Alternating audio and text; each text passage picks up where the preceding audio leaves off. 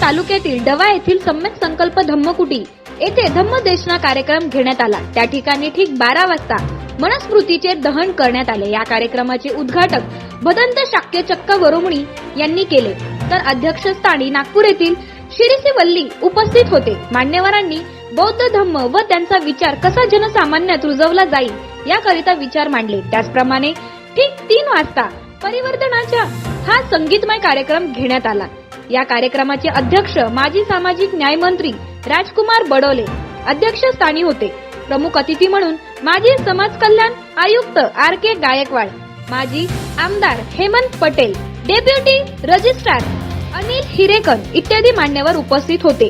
त्यांनी बौद्ध उपासकांना मार्गदर्शन केले। त्यानंतर आवाज परिवर्तनाचा हा कार्यक्रम घेण्यात आला। या प्रसंगी उपासक मोठ्या संख्येने उपस्थित होते।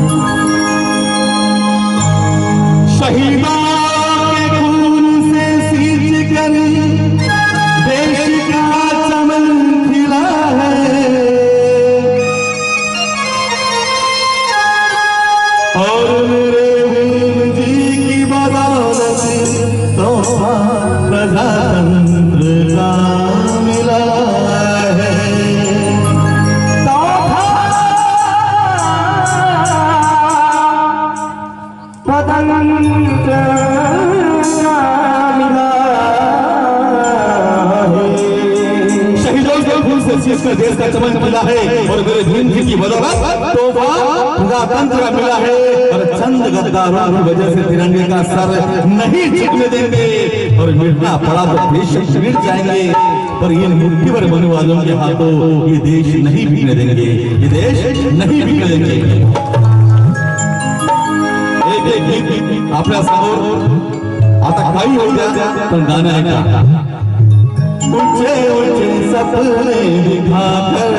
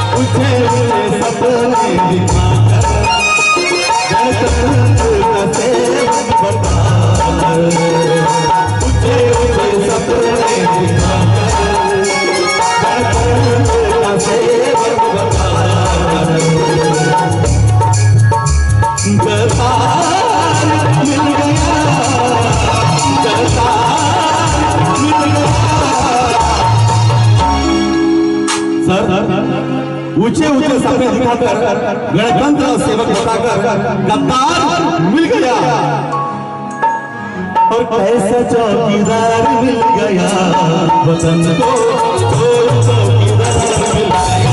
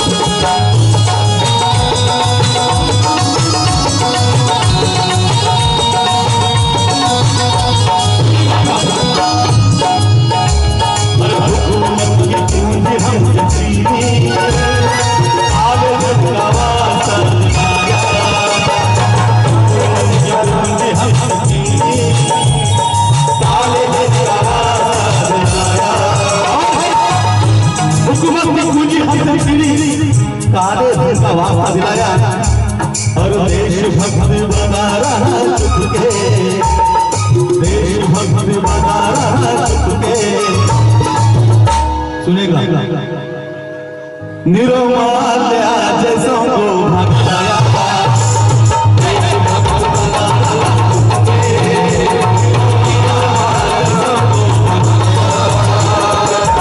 देशभक्त बना रहा चुपके, निरमाल्या जैसों को भगाया।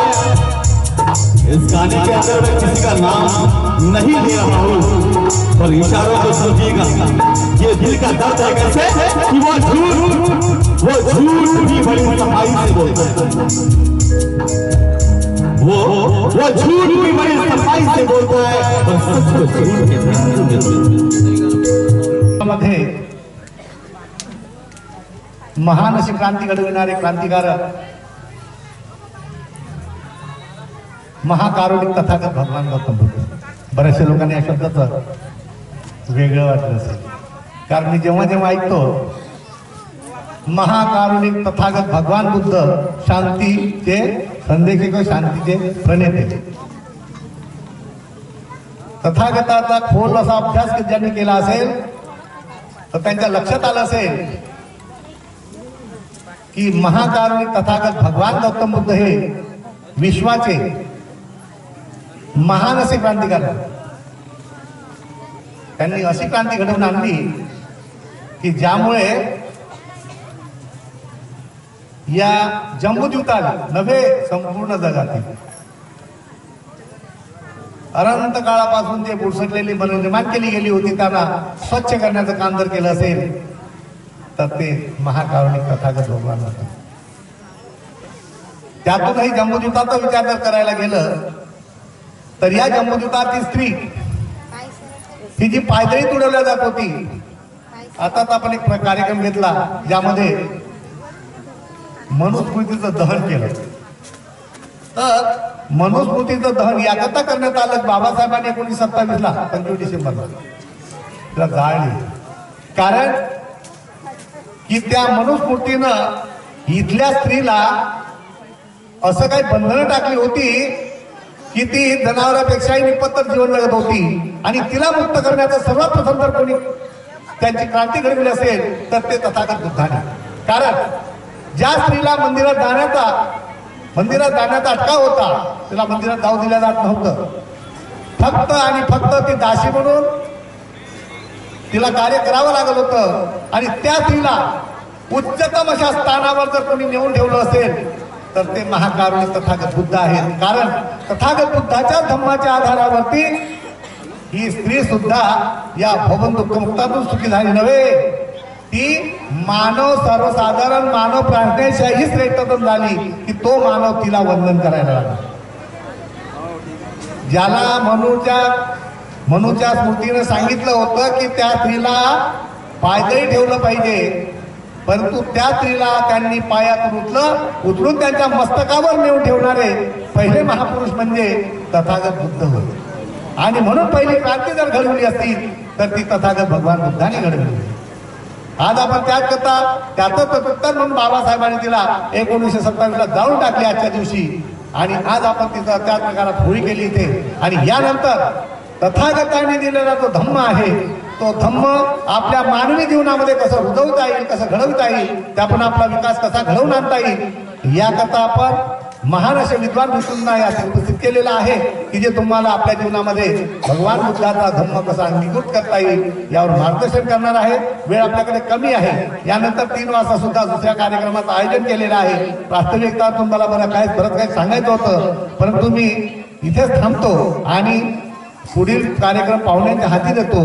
बुद्ध संघाच्या प्रमाणकाचं खूप कल्याण झालं, खूप मंगल झालं. आपलं सुद्धा खूप मंगल हो, खूप कल्याण हो, सुखी हो, सुखी. नमो बुद्धाय. मैं भंते श्री शिवली मूल रूप से नागपुर से हूँ, दीक्षा भूमि से हूँ. और जहाँ तक मैं पिछले साल भी इस कार्यक्रम में आया था. बहुत ही सुंदर रूप से ये कार्यक्रम होता है क्योंकि गांव से आसपास के पड़ोस से गांव से अच्छी मात्रा में 200 से 300 लोग यहाँ पे आते हैं। रात भर का परित्राण अटेंड करने पर भी अभी भी दिन में 5-5, 6-6 घंटे लगातार जो यहाँ पे बैठे रहते हैं। जो स्टेमिना इन गांव के लोगों में देखने को मिलता है, शायद मुझे नागपुर शहर में भी इतना स्टेमिना देखने के लिए मिले।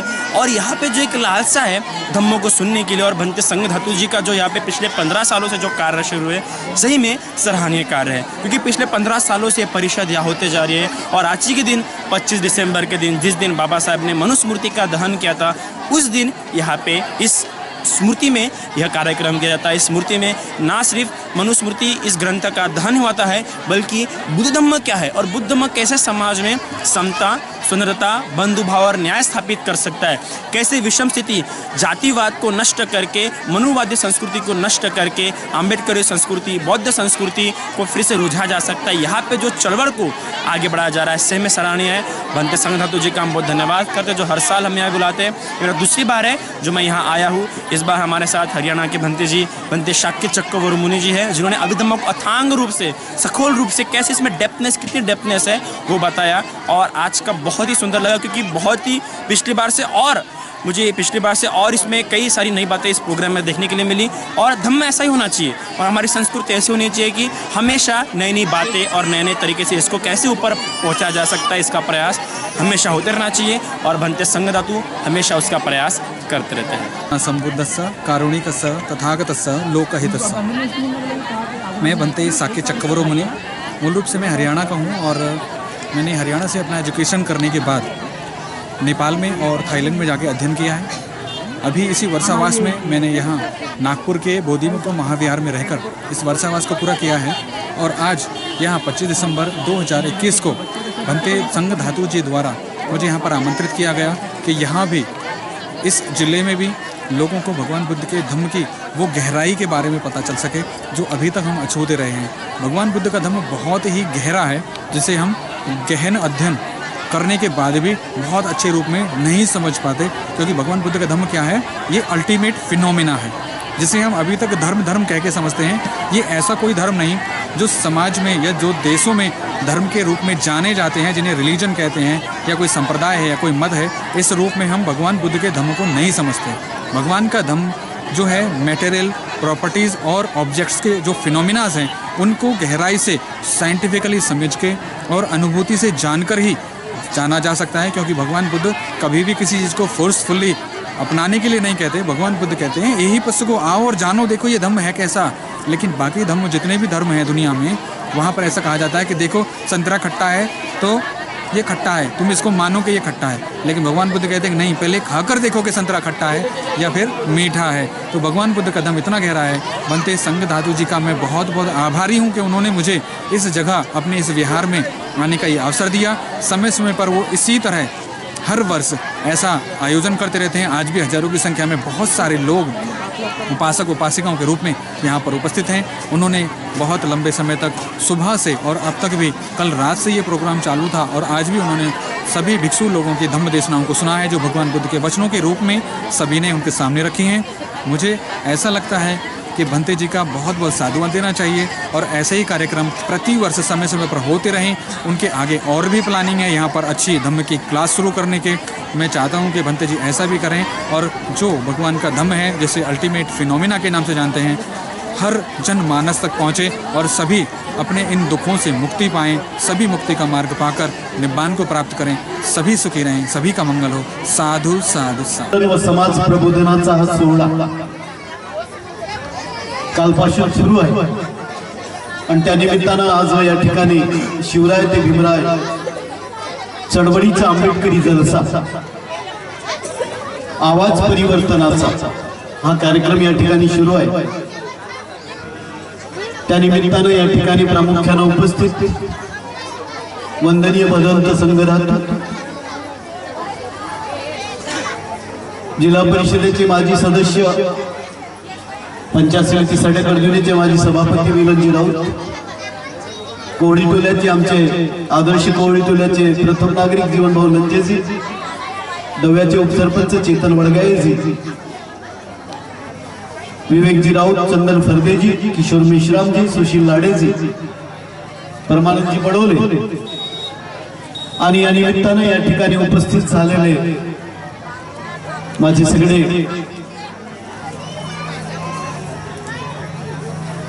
बौद्ध उपासक उपासिका बंधू भगिनींनो, तरुणांनो आणि बालगोपालांनो, आज या ठिकाणी शिवराय ते भीमराव चळवळीचा आंबेडकरी जलसा हा कार्यक्रम या ठिकाणी सुरू आहे आणि त्या निमित्तानं आपण सगळेजण या ठिकाणी या कार्यक्रमाचा आस्वाद घेत असताना आम्ही या ठिकाणी आलो. कार्यक्रमात थोडासा खोडंबा झाला, त्याबद्दल आपल्या सगळ्यांचं मनापासून माफी मागतो, दिलगिरी व्यक्त करतो. या ठिकाणी आमचे माजी सामाजिक न्यायाचे माजी आयुक्त आर.के. गायकवाड साहेब येणार होते, परंतु त्यांच्या घरी उद्या कार्यक्रम असल्या कारणानं ते या ठिकाणी येऊ शकले नाही. त्याचप्रमाणे आमचे नागपूर युनिव्हर्सिटीचे डेप्युटी रजिस्ट्रार अनिल हिरेकर हे पण या ठिकाणी येणार होते, परंतु त्यांच्या मुलाचं आज मुंबईमध्ये ऍडमिशन असल्या कारणानं ते या ठिकाणी आले नाही. त्याबद्दल त्यांच्या मार्फत मी या ठिकाणी माफी मागतो. 2 दिवसापासून या ठिकाणी हे कार्यक्रम सुरू आहे. दरवर्षीप्रमाणे या ठिकाणी या पवित्र चैत्य सम्यक संकल्प धम्मकुटीवर हा कार्यक्रम आपण घेत असतो. वंदनीय भदंत संघधातू यांच्या पवित्र संकल्पामुळे या ठिकाणी या परिसराचा झालेला विकास आपल्या सगळ्यांच्या पुढे आहे. परमपूज्य बाबासाहेब डॉक्टर आंबेडकरांचा विचार आणि तथागत भगवान बुद्धाचा धम्माचा विचार घेऊन ते या भागात सातत्याने काम करतायत. 14 ऑक्टोबर 1956 ला परमपूज्य बाबासाहेबांनी आम्हा सगळ्यांना बौद्ध धम्माची दीक्षा दिली आणि आमच्या जीवनामध्ये एक अमूलाग्र असं परिवर्तन पंचशीलाच्या मार्गानं, अष्टांग मार्गानं, 10 पारमिता देऊन त्याने आमच्या जीवनाला खऱ्या अर्थाने एक अंधारातून प्रकाशाकडे, बुद्धत्वाकडे नेण्याचं काम डॉक्टर बाबासाहेब आंबेडकरांनी केलं. माझं सौभाग्य होतं आपल्या सगळ्याच्या आशीर्वादानं महाराष्ट्राचा सामाजिक न्याय मंत्री झाल्यानंतर लंडन या ठिकाणी परमपूज्य डॉक्टर बाबासाहेब आंबेडकर 1920-22च्या दरम्यान लंडन स्कूल ऑफ इकॉनॉमिक्स मध्ये शिकत असताना या घरी राहत होते. ते 10 KHR 10 किंग्स हेनरी रोडवरचं घर घेण्याची संधी मला आपल्या सगळ्यांच्या मार्फत मिळाली आणि त्या ठिकाणी युरोपामध्ये डॉक्टर आंबेडकरांचं स्मारक बनवण्याचं काम माझ्या हातून झालं. हे खरं म्हणजे मी माझं सौभाग्य समजतो. त्याचबरोबर इंदुमिल या ठिकाणी जगातला सगळ्यात उंच पुतळा परमपूज्य डॉक्टर बाबासाहेब आंबेडकरांचा स्टॅच्यू ऑफ लिबर्टीपेक्षा उंच पुतळा उभा करण्यासाठी मला सौभाग्य प्राप्त झालं आणि 400 फूट उंचीचा पुतळा, म्हणजे स्टॅच्यू ऑफ लिबर्टी हे जगातलं सगळ्यात उंच होतं तेव्हा त्याची उंची 330 फूट होती. मी डॉक्टर आंबेडकरांचा पुतळा 400 फूट पर्यंत उंच करण्यासाठी मला त्यावेळचे तत्कालीन मुख्यमंत्री देवेंद्र फडणवीस यांनी सहकार्य केलं आणि मी एक सदस्य समिती बनवली आणि त्या ठिकाणी आज 400 फुटाचा डॉक्टर बाबासाहेब आंबेडकरांचा नुसता पुतळाच नव्हे तर त्या ठिकाणी 790 कोटी रुपयाचा भव्य असा स्मारक बनवण्याचं काम त्या ठिकाणी होत आहे.